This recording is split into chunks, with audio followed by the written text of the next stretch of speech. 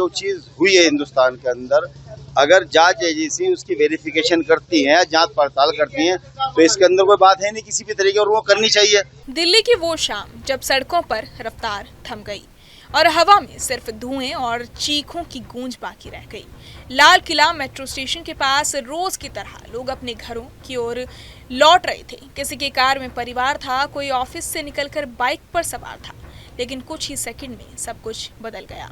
एक जोरदार धमाका, आग की लपटें, उड़ी हुई गाड़ियां, बिखरी हुई जिंदगियां और दिल्ली के दिल में एक बार फिर दहशत की परछाई।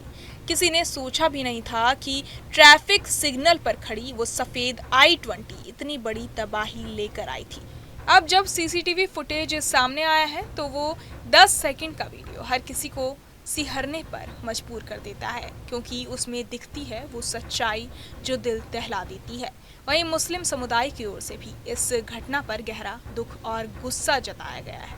चलिए आपको सुनाते हैं इस हादसे पर उन्होंने क्या कहा।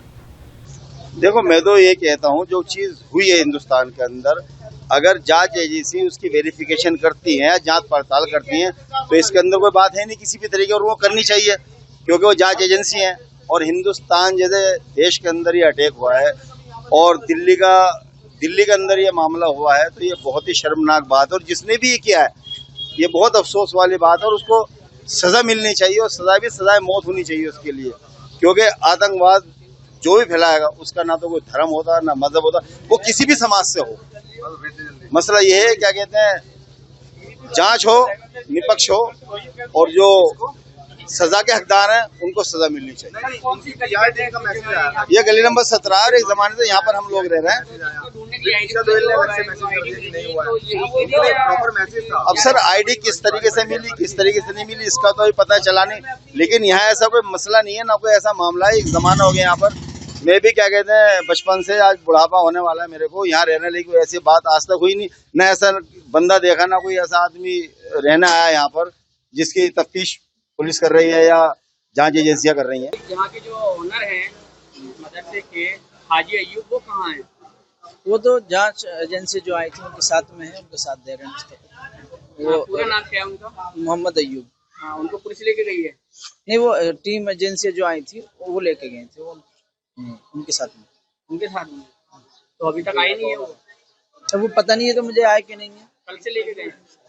रात लेके गए थे। हाँ, रात लेके गए थे। अच्छा, और आपके भी फोन जमा है?